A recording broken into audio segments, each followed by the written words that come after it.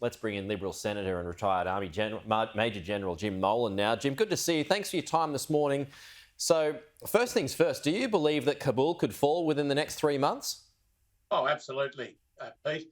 I can't see how, even though they've sacked the army commander there, I can't see how they can hold out for much longer. I think this is going to take us back to Vietnam days. We're going to see the same pullout.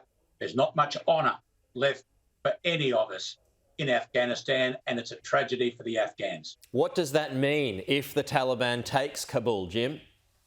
Well, if the Taliban takes Kabul, we went in initially in an anti-terrorist capacity.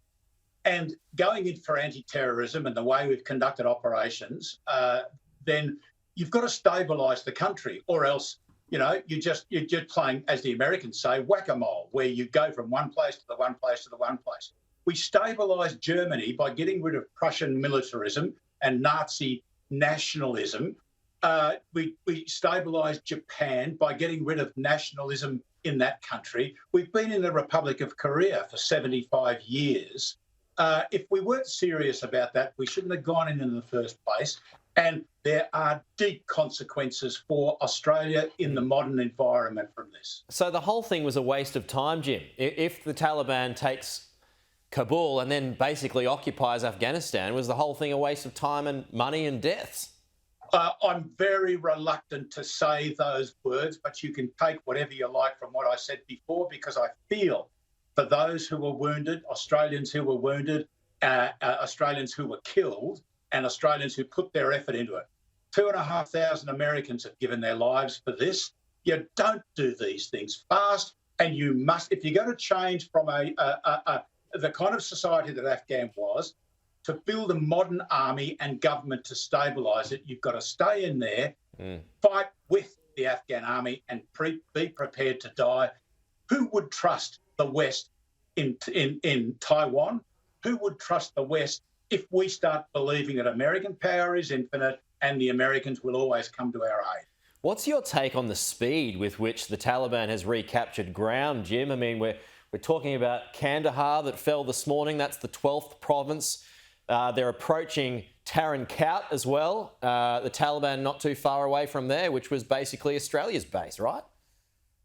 Well, even if even if we define success as the Taliban holding the rural areas and we holding most of the cities and the roads, many of the roads between them, that might be a form of success that we would take.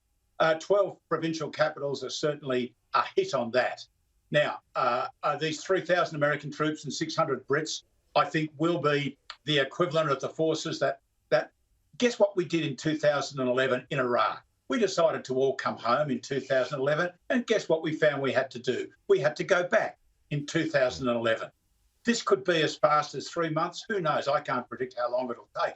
What I do predict, though, is that American presidents are not known for their resolve in modern times. So one American president gets us into a war, their military fights brilliantly, sacrifices itself, we join in, another president quickly loses interest. The fact that, and we just talked about this, the fact that you've got 3,000 American troops going back in, 600 from the UK as well, is that an example of the problem being underestimated? This is pretty normal. That those troops would have been in the Gulf somewhere, possibly on ships. Right. And so this is pretty normal. They would have seen how fast it was going, just made the decision to go in and pick them up. Yeah. This is pretty normal for them to react in this way. Yeah, and you also referenced, and I thought this is interesting, you referenced Vietnam earlier. I mean, there are similarities, a lot of them here, aren't there? We haven't done very well in the use of military force since the end of World War II. We came equal first in Korea, you might say. We've done better in Iraq, but in Afghanistan, because we took them both on together, we never had the troops to put into to Afghanistan. And then when we did go in, and our soldiers fought like tigers, and yeah, there's allegations of other things, but very small numbers of other things. Our soldiers fought well. Where we failed, Pete, and where we failed to this day is in the strategy. What input did Australia have into the strategy in Iraq? Well, I know because I was there, and in Afghanistan. Did we actually contribute to the strategy, or did we take what the Americans wanted? Yeah.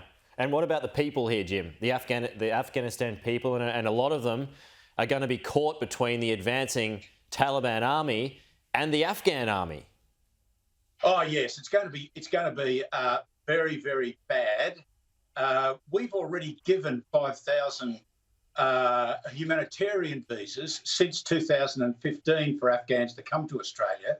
We've given another 1,200 Afghans a special visa class where their lives were threatened since December 2012. And in the last 3 months, we've granted 300 visas for people who have worked for us. But it ain't going to be good, Pete. How are you going to get them out of there if the Taliban takes Kabul in the next 3 months? How are you going to get them out of there? Well, you're not going to get them out of there apart from the fact if they walk to Pakistan, get into a camp somewhere and wait. There have been proposals which I think are quite unrealistic to bring them to the UAE or somewhere in the Gulf and clear them for security reasons there.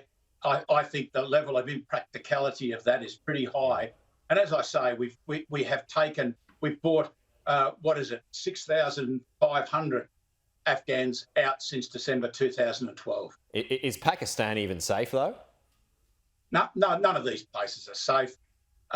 None of the refugee centres are safe. They're often run by Islamic extremists, and they take vengeance in those places against people who work for the Western government anywhere. As I say, there ain't no honour left in this process. Wow. Jim Molan, good to see you this morning and good to get your thoughts as well. Appreciate that. We'll talk to you again soon.